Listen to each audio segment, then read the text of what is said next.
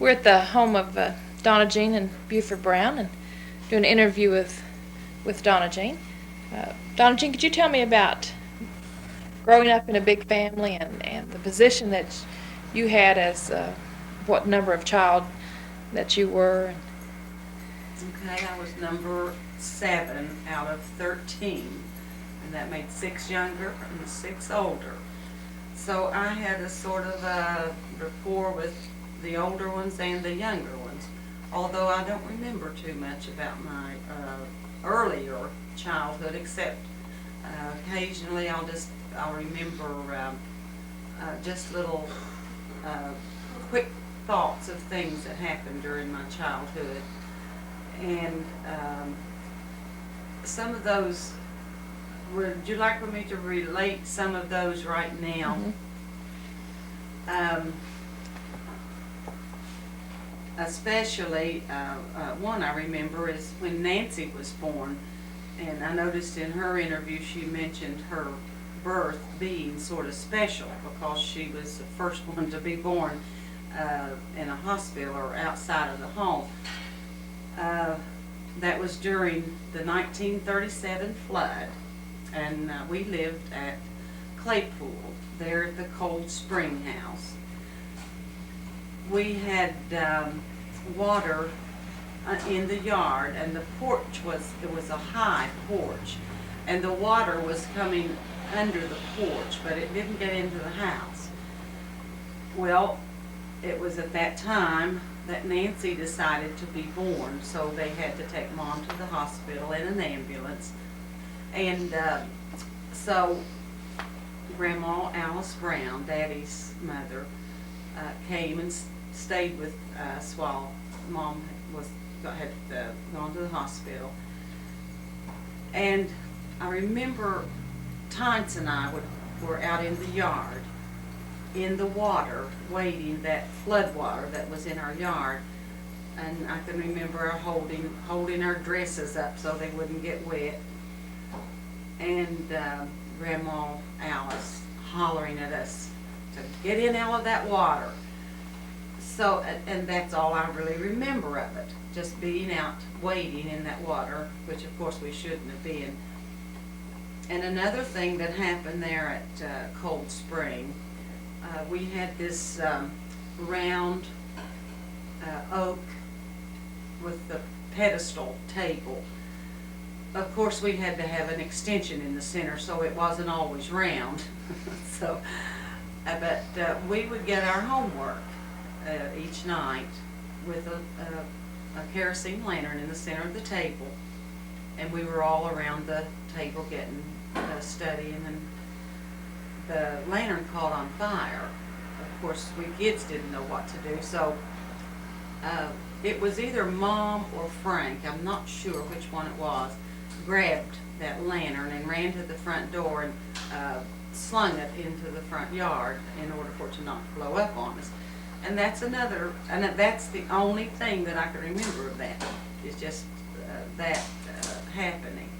That also happened at Claypool. Of course, we later moved back down to the Mineral City area and the home place there, where most of it we lived in the later years. And I can remember us always going to church and Sunday school and church on Sunday morning without any question. That was, that's what we did. And Mom would always have dinner ready when we got back. But I can especially remember all of us walking from Mineral City to the Claypool Church. And at that time, we had church in the log cabin that's there, that's now located behind the new church that's there. And the stoves, there was a stove. It seems to me at that time there was only one stove, because they later built a little addition onto the side, but at that time there was only just that one area, just with the two rows of seats down one on each side. But I remember our walking, and Daddy would always walk with us. and I could still see him, he would stop occasionally. And I could see his cane hanging over his arm like this while he would be standing there resting. I never thought too much about it then, but we would always just walk on ahead and sort of wait for him. But I would imagine that with his one leg, that he would need to stop and rest. More often, of course, than we would. But, and he always had to wear these big, or not big, but heavy socks that we called his stump socks. And they were real thick. Sometimes he even wore a couple of them because they would rub blisters on his legs. And so I'm sure this is another reason that he stopped quite often in order to rest his leg. But we always walked to the Claypool Church, and Daddy always walked with us. I think I need to get a drink of water, Patty. Okay.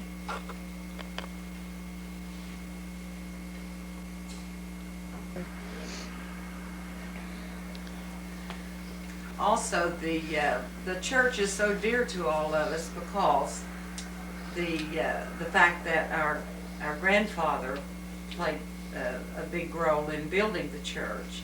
He and some of the other men in that area at the time. And some of the other things that I'd like to relate of my childhood that comes back to my memory is the time that Tines and I were, I guess we were being two smart aleck little girls trying to show off in front of the boys. When we lived there at Mineral City and we had a barn, the barn was located on the creek bank, and underneath is where the cattle and the horses were kept, but it was rather sandy there, and the boys, Frank and Nick and Clay Klein, and they're the only two that I can remember that were playing there, but they had built roads through that sand for their cars, and they were just having a big time. Well, Tines and I got up in the barn. They were down underneath in the playing in the sand. We were going to throw water on the boys, so we had we got our water, and we had to get out on the little window. It was a wooden window, but it was attached with a wire. The window was out like this, and the wire went down, was holding it here and then attached to the building itself. Naturally, when we got out on that a little ways, too far, and Tines fell off.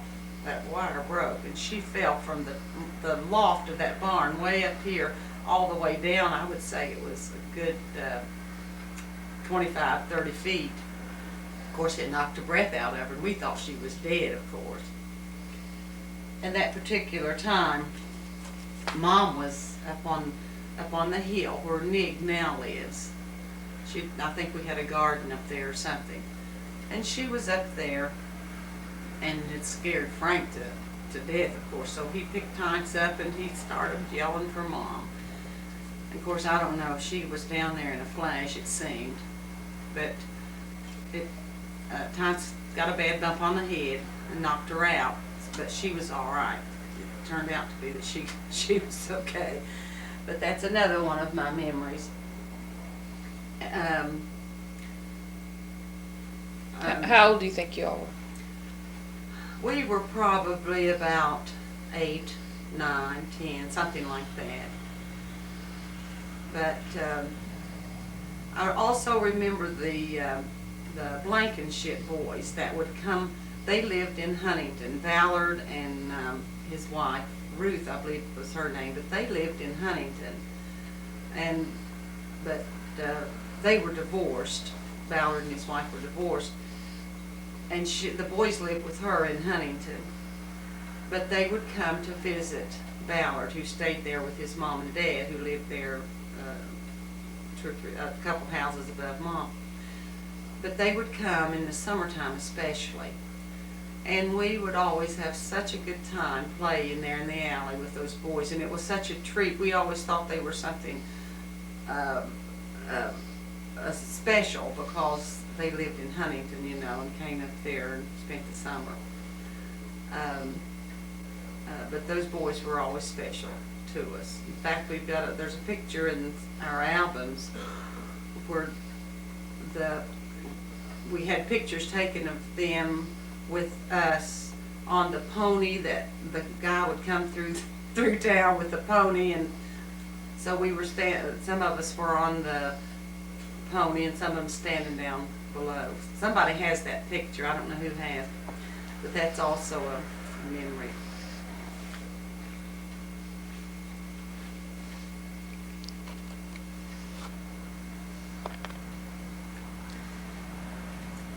And I have a special, and whooping cough came in there too. But anyhow, being in the first grade, Mrs. Moyle was our first grade teacher for, I think they called it the primer really, rather than the first grade. And it was more like kindergarten nowadays. So when I was in that grade, I was sick a lot. I had pneumonia. And I doubted that I was in school more than 2 or 3 months of the school year. So therefore I didn't, instead of promoting me to the second grade, I was promoted to Mrs. Lake Claypool's class, which to me it was like the first grade. And so anyhow, it didn't matter. But then I was sick again when I was in the third grade. I was out quite a bit. And I can remember when I first went back after having been sick, and I don't remember how long I was off that time. This was like the third grade. And Lorraine Chapman was our teacher. And Billy George Altizer, which is our first cousin, no, he would be our second cousin, he was in my class. And he was 2 or 3 seats in front of me. And instead of my waiting until after class to talk to him, I wanted to talk to him then, so I was talking to him then, and she was teaching. So evidently she didn't like my interrupting her class, so I had to go up to the front of the class and I got a paddling. And she had for a paddle looked like a big black rubber shoe sole. And it was about, I guess, that long. But it was a vicious looking thing. And I'm sure she didn't hurt me. But I got 3 or 4 licks because I disobeyed. But I guess because I'd been sick and pampered, and I just didn't think anybody would do anything to me. I could do what I wanted to, you know. That was just one little thing. One other little thing that comes to my memory is Grandpa Miller. Grandpa, I can remember his white hair. His hair was as white as snow, even then, which was, I was just a child. And he asked me to go down to the Davin store and get him some chewing tobacco. And I found this little, his little change purse, and it was among his things, and Mom had it, and I asked her if she would give it to me because of the significance that it has. Because when he gave me the money to pick up his tobacco, he very deliberately opened it and reached down and got exactly the amount of change that it would take to buy the tobacco. And of course I went to the store and got it for him. But he didn't give me anything for going, and I thought, or maybe he would give me some when I got back, but he never did. It kind of hurt my feelings, but I never said anything. And another thing that I had a pipe here that I ran across that belonged to our grandmother. Here it is. Our grandmother, Ryan, who is Grandma Louima Miller's mother. She came and stayed with us some, and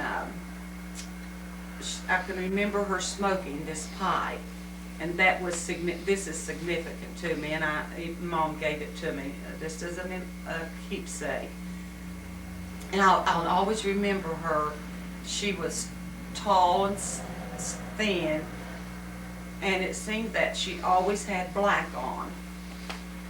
It was always a black top and even a black skirt at that time. And even Grandma Hatfield, who was our Grandpa Miller's mother, now she was just the opposite. She was a little bit fat lady, and she was a sweet person. And it seems to me she always had black on too, but I don't know for sure, just in my mind that way. But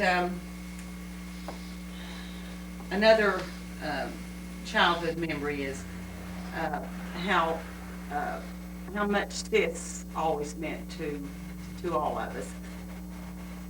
But she would, I don't know, she was just sort of like a mother, because all of us looked up to her as a second mother, you might say. But one thing particularly that I can remember, that when I was very little, I hurt myself, and I was crying, and I was in the yard there at Mineral City, and she picked me up, and she loved me, just like a mother would do. But it was one of those things that it was imprinted in my mind about her. The only thing I can remember about Mom, she always loved us. But if she was peeling potatoes, and if we would do something, she'd take the handle of the knife and crack us on the head. But this is just some of the things that I can remember. And that's all the childhood remember. Okay, whatever you want to start with. I'd like to talk about Frank, although I don't remember too much about his illness, because I think that began in the early 30s, around 33 or 34, and I was just a little thing at that time. But I do remember him going back to school and catching up, and I'm not real sure myself how long he was out of school, but I know that he and Sis, I think, graduated together. So he was out at least a couple of years, I think. But I've always admired him because of the gumption that he had in wanting to finish his schooling. And of course, we didn't have much money at the time, neither did anyone else. But I can remember specifically seeing himself ironing his pants. The boys wore jeans at the time, but at that time you only wore jeans to work in when you went to the field to work, or doing dirty work. But he had, I'll never forget they were a green tweed wool, and he would press them at night. And I can remember seeing him. But I can remember seeing him standing in his shorts, his boxer shorts, ironing the green tweed pants in order to look nice at school. And during the time, though, that he was at home recuperating from his illness, he would study electronic books, books on electricity, plumbing, just anything to do with building and so forth. And I'm sure this helped him in his ability to build and to do things and to do them right, because it seems that he could always just pick up anything he wanted to do and he would end up doing it and doing it a good job. And of course, I'm sure along with, it seems that always at home there was some kind of building project going on, either an addition or knocking out a wall or building a new sidewalk or a bathroom or something. And Daddy, of course, would always be there to help, and I'm sure that the boys learned a lot from Daddy, from his teaching them properly. But it seems that Frank was determined that he was going to build Mom a bathroom and make the house more comfortable after he started to work. And this is what he did. He and Daddy, and of course the other boys helped too. But it seems that Frank was at home more than the others and did more, help Daddy more than, maybe not anymore, but it seems to me he was there quite a bit. But they did a lot of work together. And then of course, when he had to go away to work, he went with Uncle Jay and Uncle Ezra, and they went into this working and building tipples and so forth. And DeWitt worked with them some. Then Frank later married Maxine, and they had the lovely family with Yvonne that we called Baby Girl. And then Donna Francis, that they called Hickey, and I think Frank nicknamed her Hickey. And then we had, they had Debbie, and then Paula and Doug. And it seems that Doug has Frank's ability to build, and even now, when you go up and down Huff Creek, you can see many things that both of them have built. You know, when you know.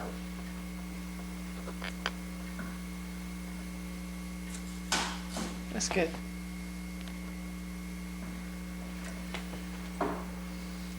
I think that growing up in a large family, you have the best of both worlds. You don't need any outside entertainment because you make your own entertainment. And I don't know what the America would be like now if people had continued to have 10, 12, 13 kids at a time. I don't think the United States would hold the population if that had continued. But I feel fortunate that we did have the opportunity to have grown up in a large family. I can remember when Nancy was born, but I can remember also when Margaret was born. In fact, by the time Margaret was born, and it was in May, I don't remember what year, and I'm sure she'll appreciate that, but Mom let me stay home from school that day. And of course I was nosy. I knew what was going on, but that Mom was having another baby, and Mrs. Blankenship attended her. And Daddy was in and out. And Sis was there, of course. But after it was all over, I got to beat the butter. Not beat the butter, but churn the milk, and I made buttermilk, and I got to lift the butter off at the top, and then I got to beat the water out of the butter is what I was trying to get at. And I was so proud of myself. I think I was only about 12 or 13 maybe. But I got all that water out, which I thought was good. And I took it to the bed, and Mom salted it for me. And then I stirred it again, and then I put it out in the molds. But I was so proud that I could do that. And there was Mom, or Nancy, was the baby at the time, and then Margaret was born. And of course, And Corey's after Margaret. I mean, Corey's after. Oh, before. Corey was before Nancy. Corey Okay. before Yeah. Nancy. But I can't remember when Corey was born. But I do remember when Nancy was born, because Cora had been the baby for almost 3 years, and she had been the baby longer than anybody, so she was a little bit jealous of Nancy because Nancy was coming and taking her place. But she still loved her. But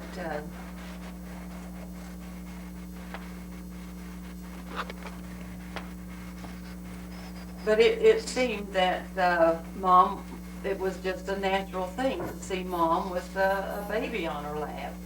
And it was so normal that we just didn't know her any other way except with a baby.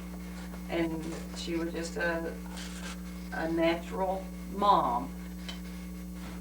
And she always could make us all feel special. I think she had that ability to make all of us feel special. And I think that's the reason we all loved her so dearly.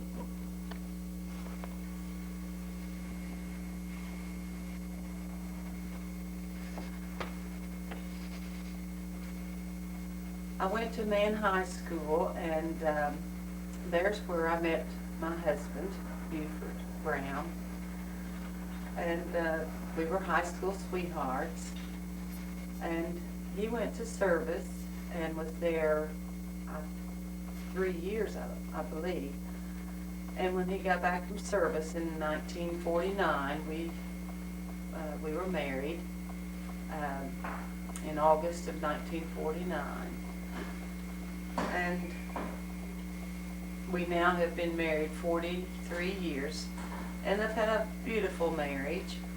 And I think the one thing that has made it more special and made our life fuller and happier is when Cheryl came along in 1966. She's been a lovely daughter, and we've enjoyed her growing up and being with us all these years. And then she married Todd Smith, and they're very happily married.